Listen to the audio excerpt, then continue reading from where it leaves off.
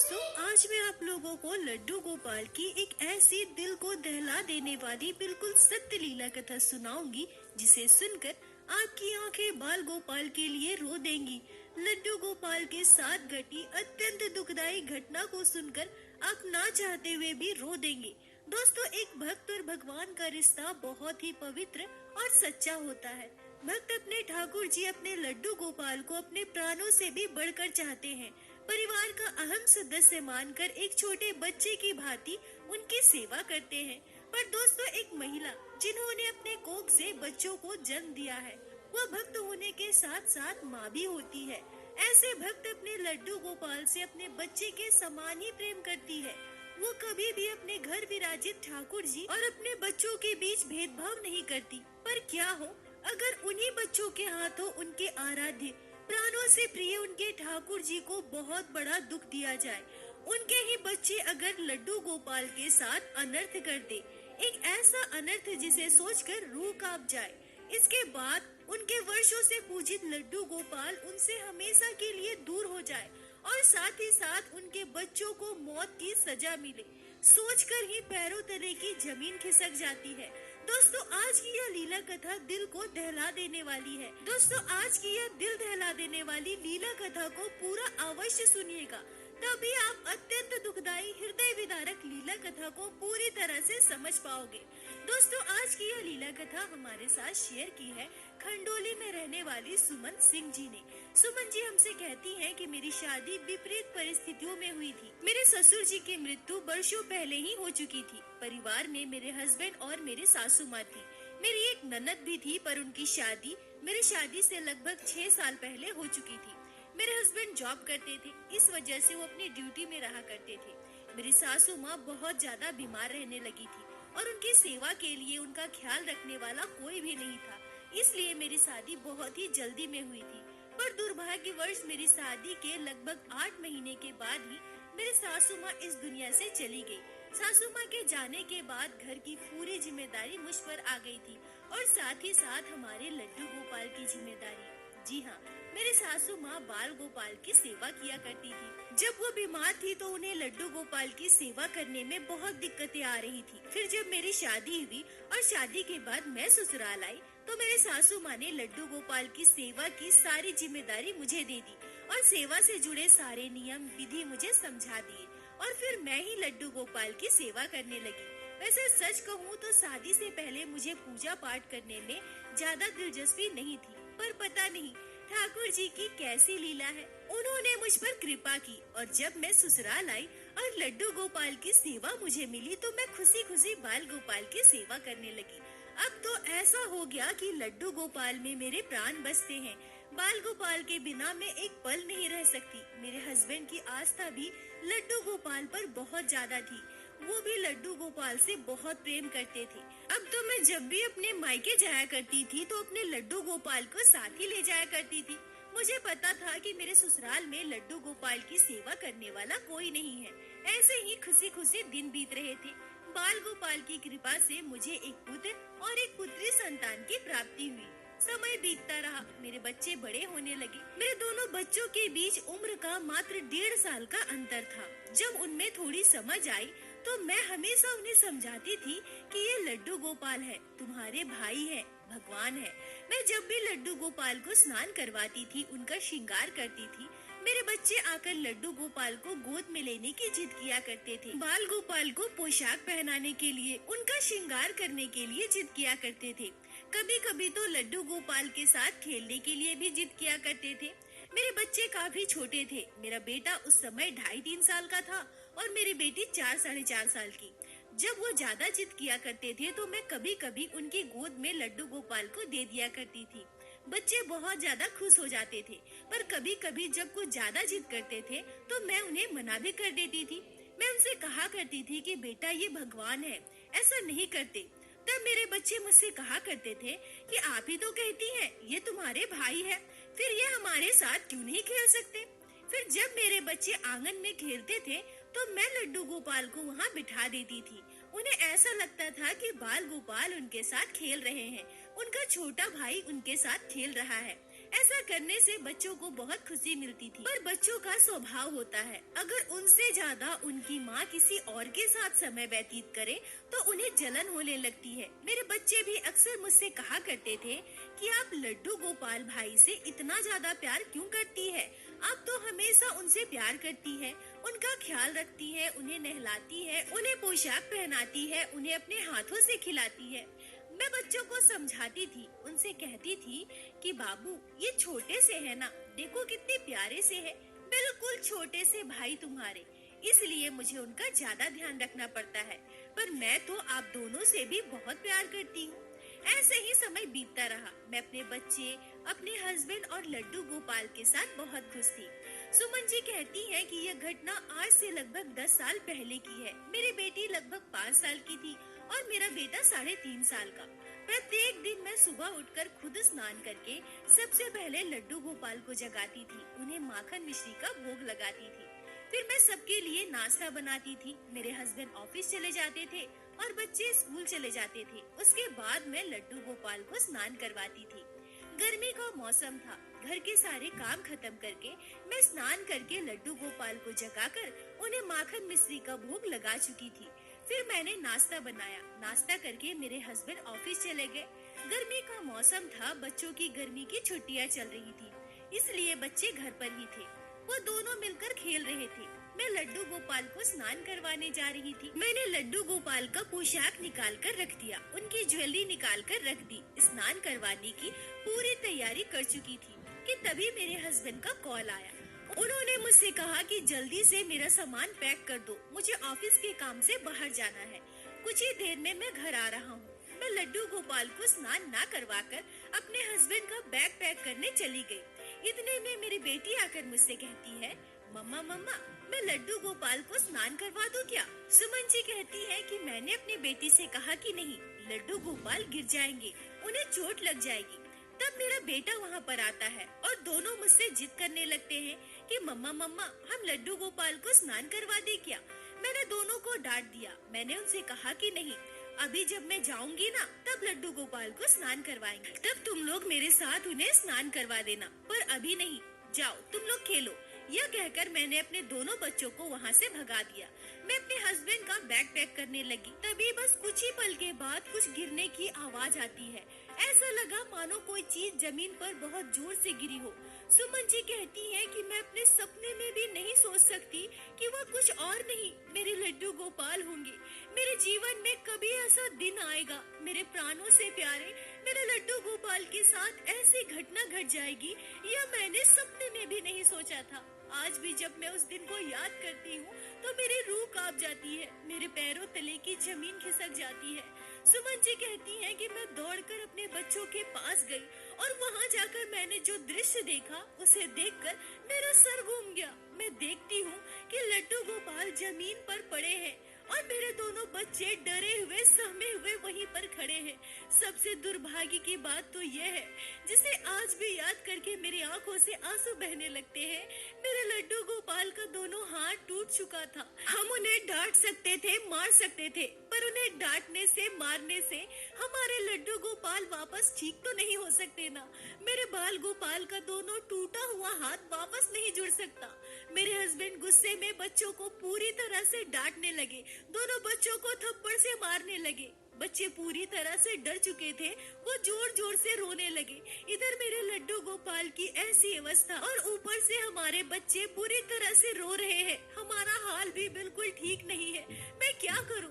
घर के हालात को कैसे संभालूं? मैं दौड़कर जाकर अपने बच्चों को अपने हस्बैंड से छुड़ाती हूँ। बच्चों की आंखों के आंसू को पोंछकर उन्हें कमरे में भेज देती हूँ और मैं और मेरे हस्बैंड रोते हुए वही जमीन पर बैठ गए। मेरे हस्बैंड के हाथ में लड्डू गोपाल का दोनों टूटा हुआ हाथ था और मेरी गोद में मेरे खंडित बाल गोपाल। थोड़ी देर के बाद हम दोनों ने एक दूसरे को संभाला। लड्डू गोपाल की खंडित मूर्ति को हमने एक कपड़े में लपेट दिया और दोनों टूटे हुए हाथों को एक कपड़े में बांध कर रख दिया। सुमन जी कहती है कि अब तो हमें वीडियो के जरिए ये जानने को मिलता है कि टूटे हुए विग्रह को हम दोबारा से ठीक करवा सकते हैं, पर उस समय अभी के समय की तरह हम जितना मोबाइल इस्तेमाल कर रहे हैं उतना नहीं किया करते थे। हमें इन सब चीजों के बारे में ज्यादा जानकारी नहीं थी। हमें बस यह पता था कि खंडित विग्रह को हम घर पर नहीं रख सकते हैं, खंडित विग्रह को नदी में विसर्जित करना पड़ता है। मैंने अपने मायके में कॉल किया और अपनी मम्मी को पूरी घटना के बारे में बताई। इस घटना को सुनकर मेरी मम्मी भी बुरी तरह से दुखी हो गई। उन्होंने भी मुझसे यही कहा कि खंडित मूर्ति को घर पर रखना शुभ नहीं होता है। एक काम करो, लड्डू गोपाल को किसी बहते हुए जल स्रोत में विसर्जित कर दो। सुमन जी कहती है कि मम्मी के फोन काटने के बाद मैं जोर जोर से रोने लगी। मेरा कलेजा फट रहा था। मैं वर्षों से पूजित मेरे सासू माँ के लड्डू गोपाल को पानी में कैसे विसर्जित कर सकती हूँ। बाल गोपाल से हम सभी कितना प्रेम करते हैं, पर नियम के अनुसार हमें तो लड्डू गोपाल को पानी में विसर्जित करना ही होगा। मेरे हस्बैंड मुझसे कहने लगे कि जो होना था वो हो चुका है, हम उसे वापस ठीक नहीं कर सकते। इस खंडित लड्डू गोपाल को विसर्जित करके हम दूसरे लड्डू गोपाल को लेकर आएंगे। सुमन जी कहती है कि उस दिन हम दोनों पति पत्नी बहुत रोए थे।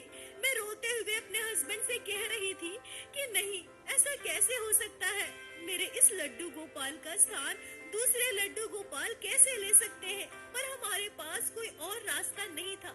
हमने सोचा कि अगले दिन सुबह सुबह जाकर हम लड्डू गोपाल को पानी में विसर्जित करेंगे और दूसरे लड्डू गोपाल को लेकर आएंगे, और हमने बिल्कुल ऐसा ही किया। सुमन जी कहती है कि अगर मैं उस दिन की बात करूं तो पूरी रात हम दोनों पति पत्नी सोए नहीं थे। रात भर मेरी आंखों से आंसू बह रहे थे। मेरे हस्बैंड मुझे बार बार चुप करा रहे थे। मुझे ऐसा लग रहा था कि सुबह मेरे लड्डू गोपाल हमेशा के लिए मुझसे दूर हो जाएंगे। सुमन जी रोते हुए कहती है कि अगले दिन सुबह उठकर मैंने लड्डू गोपाल को अपने इन्हीं हाथों से टोकरी में अच्छे से बिठाया। उनके दो टूटे हुए हाथों को टोकरी में रखा और अपने हस्बैंड के साथ निकल पड़ी लड्डू गोपाल को पानी में विसर्जित करने। मेरे हाथ कँप आ रहे थे। मैं बाल गोपाल को पानी में विसर्जित नहीं कर पा रही थी। तभी मेरे हस्बैंड ने मेरे हाथ से लड्डू गोपाल का टोकरी ले लिया और पानी में विसर्जित कर दिया। मेरे बाल गोपाल मेरी आंखों के सामने पानी में डूब गए। मेरे लड्डू गोपाल नदी की गहराइयों में समा गए। वहाँ से हम दोनों पति पत्नी सीधे बाजार गए और जितने बड़े मेरे लड्डू गोपाल थे उतने ही बड़े एक प्यारे से लड्डू गोपाल का विग्रह हम घर लेकर आए। पूरे श्रद्धा भाव से लड्डू गोपाल को पंचामृत से स्नान करवाया, उन्हें पोशाक पहनाया, सुंदर श्रृंगार किया और पूरे श्रद्धा भाव से लड्डू गोपाल को हमारे घर के मंदिर में विराजित कर उनकी सेवा करने लगी। पर कहीं न कहीं मेरा दिल मेरे लड्डू गोपाल के लिए रो रहा था। मुझे ऐसा लग रहा था कि मेरे बाल गोपाल मुझसे दूर चले गए हैं। मैं जो नए लड्डू गोपाल को लेकर आई थी उनसे मुझे वो लगाव महसूस हो ही नहीं पा रहा था। मैं चाहकर भी उन्हें अपना नहीं पा रही थी। इसी बीच हमारे पड़ोस में रहने वाली एक भाभी हमारे घर आई और उन्हें जब मैं इस घटना के बारे में बताई तो उन्होंने कुछ ऐसा कहा जिसे सुनकर मेरी रूह कांप गई। अगले एक ही पल में मुझे ऐसा लगा कि अब तो मेरी दुनिया समाप्त हो जाएगी। मैंने उस भाभी से कहा कि नए लड्डू गोपाल को मैं लेकर तो आई हूँ, पर इनसे मुझे वो लगाव महसूस नहीं हो रहा है जो मुझे मेरे लड्डू गोपाल से महसूस हुआ करता था। तभी वो कहती है कि तुम्हारे बच्चों ने क्या कर दिया, तुम्हें पता है ये कितना बड़ा पाप है। तुम्हें अपने बच्चों का ध्यान रखना चाहिए था। लड्डू गोपाल की सेवा सबको नहीं मिलती और अगर तुम्हारे घर लड्डू गोपाल हैं, उनकी सेवा हो रही थी तो तुम्हें ऐसी लापरवाही नहीं करनी चाहिए थी। तुम्हें पता है लड्डू गोपाल के साथ जब कोई ऐसी घटना घटती है तो बाल गोपाल उनके जीवन को समाप्त कर देते हैं। भगवान श्री कृष्ण यह संदेश देते हैं कि भगवान के साथ कभी भी खिलवाड़ मत करो, नहीं तो बहुत बुरा होगा। और वो मुझसे कहती है कि सुमन, मुझे तुम्हारे बच्चों के लिए बहुत डर लग रहा है। तुम कोई अच्छे बाबा को दिखाओ और अपने बच्चों को कोई ताबीज दिलवा दो, नहीं तो पता नहीं तुम्हारे बच्चों के साथ कब कौन सा अनिष्ट घट जाए। क्या पता तुम्हारे बच्चों की जीवन वो लड्डू गोपाल समाप्त कर दे। मुझे बहुत डर लग रहा है सुमन। लड्डू गोपाल तुम्हारे घर वर्षों से पूजित थे, उनमें साक्षात प्राण थे। तुम ही सोचो, भगवान के हाथ को तोड़ देना कितना बड़ा पाप है। अगर तुम्हारे बच्चों के साथ कुछ गलत हो गया तो तुम क्या करोगी? देखो, मैं एक आश्रम में जाती हूँ, वहाँ एक बाबा है। तुम कहो तो मैं तुम्हें वहाँ लेकर चलूं। तुम्हारे बच्चों को तुम ताबीज दिलवा देना। सुमन जी कहती है कि अब यह सुनने के बाद मेरे होश उड़ गए। मेरी आंखों से आंसू बहने शुरू हो गए। मैं उनका हाथ पकड़ ली और उनसे कहने लगी कि भाभी, आप मेरे बच्चे को बचा लो। मेरे बच्चे छोटे हैं, उनसे गलती हो गई। मेरे बच्चों को कुछ हो गया तो मैं मर जाऊंगी भाभी, मैं मर जाऊंगी। वो भाभी मुझे चुप कराने लगी। वो मुझसे कहती है कि मुझे भी बहुत डर लग रहा है सुमन, पता नहीं कब क्या हो जाए, पर तुम चिंता मत करो, मैं कल ही तुम्हें उस बाबा के पास लेकर जाऊंगी। यह बोलकर भाभी हमारे घर से चली गई। पर अब मेरी हालत बहुत बुरी हो गई थी। मैंने रोते हुए अपने हस्बैंड को कॉल किया। 1.5-2 घंटे के अंदर अंदर मेरे हस्बैंड भी घर आ गए। हम दोनों पति पत्नी बहुत परेशान थे। मैं बार बार रोते हुए मेरे हस्बैंड से कह रही थी कि क्या सच में मेरे बच्चों के साथ कुछ बुरा हो जाएगा? मेरे बच्चे तो बहुत छोटे हैं ना, अनजाने में उनसे गलती हुई है। नहीं, मेरे लड्डू गोपाल ऐसा नहीं कर सकते। मेरे लड्डू गोपाल मेरे बच्चों का जान नहीं ले सकते। मेरे हस्बैंड मुझे सांत्वना दे रहे थे, पर मैं पागल सी हो गई थी। मैं बहुत डर चुकी थी। डरी हुई, सहमी हुई, मैं अपने दोनों बच्चों को सीने से लगा ली थी। मैं दौड़कर हमारे घर के मंदिर में गई। लड्डू गोपाल के पास जाकर मैं बैठ गई और उनसे कहने लगी, हे मेरे ठाकुर जी, ये कैसे हो सकता है? क्या सच में मेरे बच्चों के साथ इतना बुरा हो जाएगा? सुमन जी कहती है कि मैं पूरी तरह से पागल हो गई थी। मेरे हस्बैंड के लिए मुझे संभालना मुश्किल हो गया था। मैं रोते हुए, चिल्लाते हुए यह कही जा रही थी कि नहीं, मेरे बच्चे नहीं मर सकते। अगर मेरे बच्चे मर गए तो मैं इस दुनिया में नहीं रहूंगी। मैं अपने बच्चों को जोर से सीने से लगा ली थी। मेरे हस्बैंड के लिए मुझे संभालना बहुत मुश्किल हो गया।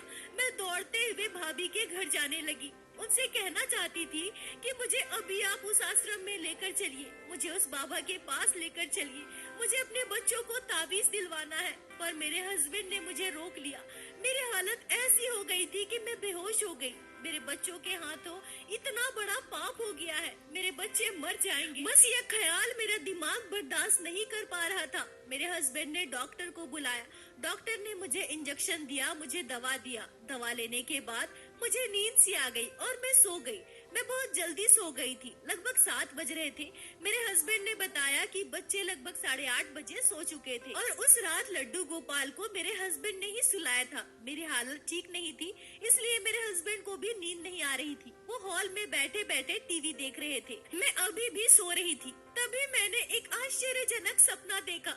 सपने को याद कर आज भी मेरा शरीर सिहर जाता है, पर उस समय मुझे यह बिल्कुल भी आभास नहीं था कि ये मेरा सपना है। मुझे ऐसा महसूस हो रहा था कि सच में यह घटना मेरे साथ घट रही है। फिर अचानक से मुझे ऐसा महसूस हुआ कि एक छोटा सा बच्चा 2.5-3 साल का, दिखने में बहुत ही सुंदर, मैंने अपने पूरे जीवन काल में उस बच्चे से सुंदर कोई और देखा ही नहीं। वो छोटा सा बच्चा हमारे घर के दरवाजे को खटखटा रहा है। मैंने जाकर दरवाजा खोला और मैं देखती हूँ कि उस बच्चे के हाथ में हमारे घर विराजित नए लड्डू गोपाल हैं। सुमन जी कहती है कि मुझे ऐसा लग रहा था कि यह सब कुछ सचमुच में हो रहा है। उस बच्चे का वेशभूषा, उस बच्चे का परिधान बिल्कुल भगवान श्री कृष्ण की भांति था। उस बच्चे के सर पर मोर पंख थे, हाथ में बांसुरी, कमर में कमरबंद, पैरों में नुपुर पहने हुए, श्याम वर्ण घुंघरेले केस, बिल्कुल भगवान श्री कृष्ण के बाल स्वरूप। पर मैं भागन अपने सपने में बिल्कुल भी नहीं समझ पाई कि यह भगवान श्री कृष्ण है। छोटा सा बच्चा हमारे घर लड्डू गोपाल को हाथ में लिए खड़ा था। अचानक से वो बोल पड़ा। वो मुझसे कहता है, मैया, ओ मैया, ये तुम्हारे वही लड्डू गोपाल है जिनको तुमने नदी में विसर्जित किया था। लो ना मैया, लो, अपने लड्डू गोपाल को गोद में लो। सुमन जी कहती है कि मैं तुरंत पीछे हट जाती हूँ और उस बच्चे से कहती हूँ कि नहीं, यह मेरे लड्डू गोपाल नहीं है। मेरे लड्डू गोपाल का तो हाथ टूट गया था, मैंने तो उन्हें नदी में विसर्जित कर दिया है। तभी वो बच्चा प्यारी सी मुस्कान के साथ कहता है, मैया, तुम्हारे लड्डू गोपाल तुम्हें छोड़कर कैसे जा सकते हैं? ये तुम्हारे वही लड्डू गोपाल है। तुम इसे प्रेम करो मैया, इसकी सेवा करो। देख ना मैया देख, ये तेरी ओर देख रहा है, इसे अपने गोद में उठाओ मैया। सुमन जी कहती है कि मैं रोते हुए अपना चेहरा दूसरी ओर घुमा लेती हूँ और उस बच्चे से कहती हूँ, नहीं नहीं, ये मेरे लड्डू गोपाल नहीं है। मेरे लड्डू गोपाल कभी मेरा बुरा नहीं कर सकते, मेरे बच्चों की जान नहीं ले सकते। मेरे लड्डू गोपाल के रहते मेरे बच्चों की मृत्यु हो जाए, यह मेरे बाल गोपाल कभी होने नहीं देंगे। नहीं नहीं, यह मेरे लड्डू गोपाल नहीं है, नहीं है मेरे बाल गोपाल। सुमन जी कहती है कि उसके बाद वो प्यारा सा बच्चा जो मुझसे कहता है, उसे मैं अपने पूरे जीवन काल में कभी नहीं भूल सकती। वो मुझसे कहता है, मैया जितना प्रेम तू अपने लड्डू गोपाल से करती है ना, उससे भी कई ज्यादा प्रेम तुम्हारे लड्डू गोपाल तुमसे करते हैं। अगर तुम्हारे मन में इतना विश्वास है कि तुम्हारे लड्डू गोपाल ऐसा अनिष्ट नहीं कर सकते, फिर तो चिंता क्यों करती है मैया? तू अपने लड्डू गोपाल की सेवा कर, वो तुम्हारे साथ है मैया। यह कहकर वो प्यारा सा बच्चा लड्डू गोपाल के श्री विग्रह को मेरे हाथ में पकड़ा देता है और वो कहीं अदृश्य हो जाता है। सुमन जी कहती है कि बाल गोपाल को गोद में लेकर मैं सीने से लगा लेती हूँ। मुझे सपने में ही ऐसा महसूस होता है कि ये मेरे वही लड्डू गोपाल है जिनको मैंने नदी में विसर्जित किया था। मेरे बाल गोपाल मेरे पास आ गए, मेरे बच्चे पूरी तरह से सुरक्षित है, बाल गोपाल मेरे साथ है। ये सोचकर मैं बहुत खुश हो गई थी और तभी अचानक मेरा सपना टूट गया। मैं उठकर बैठ गई। मुझे तो विश्वास नहीं हो रहा था कि ये मेरा सपना था। मैं तब से सपना देख रही थी। मैं अपने हस्बैंड को बुलाने लगी, वो दौड़कर मेरे पास आए। मैं रोते हुए अपने हस्बैंड को पूरी बात कहने लगी, बाल गोपाल के चमत्कार को, लड्डू गोपाल ने जो लीला मुझे महसूस करवाई है, बाल गोपाल के साक्षात दर्शन मैंने अपने सपने में किए हैं, यह किसी चमत्कार से कम नहीं था। इस घटना से मैं और मेरे हस्बैंड दोनों बहुत खुश थे। मेरे लड्डू गोपाल साक्षात मुझसे कह रहे थे कि वो मुझसे प्रेम करते हैं। उनके रहते मेरे बच्चों के साथ कभी कोई अनिष्ट नहीं हो सकता। बाल गोपाल से मेरी यह दशा देखी नहीं गई। मुझे दुख ना हो, तकलीफ ना हो, मैं इस दर्द से बाहर निकल सकूं। गलत भावना जो मेरे मन में चल रही है, मैं उससे बाहर निकल सकूं। इसलिए साक्षात भगवान श्री कृष्ण बाल स्वरूप में मेरे सपने में आए। सच ही कहा गया है, भगवान श्री कृष्ण भक्त वत्सल है। मेरे बच्चों के हाथों बहुत बड़ा गुनाह हुआ है, बहुत बड़ा पाप हुआ है, पर भगवान श्री कृष्ण तो सर्वेश्वर है, उन्हें सब पता है। मेरे बच्चे के हाथ जो घटना घटी है वो अनजाने में घटी है। बच्चों ने जानबूझकर कुछ भी नहीं किया। लड्डू गोपाल के श्री विग्रह टूटकर खंडित होने के बाद भी मेरे बच्चों को मेरे कान्हा ने कोई सजा नहीं दी। सुमन जी कहती है कि मैं धन्य हूँ जो मुझे भगवान श्री कृष्ण मेरे लड्डू गोपाल की सेवा मिली है। भगवान श्री कृष्ण ने अपनी सेवा के लिए मुझे चुना है। उस दिन के बाद से मेरी श्रद्धा भक्ति मेरे बाल गोपाल के लिए और गहरी हो गई। मैं लड्डू गोपाल से और प्रेम करने लगी। लड्डू गोपाल ऐसे ही अपनी कृपा दृष्टि मुझ पर और मेरे पूरे परिवार पर बनाए रखे। सुमन जी, आपका बहुत बहुत धन्यवाद जो आपने लड्डू गोपाल की बनाने वाली आश्चर्य घटना को हमारे साथ शेयर की, जिसे मैं हमारे चैनल के माध्यम से बाकी सारे भक्तों तक पहुंचा सकी। अपना साथ और प्यार ऐसे ही बनाए रखें। दोस्तों, यह घटना जब सुमन जी मेरे साथ पर और आपके पूरे परिवार पर बनी रहे। राधे राधे दोस्तों।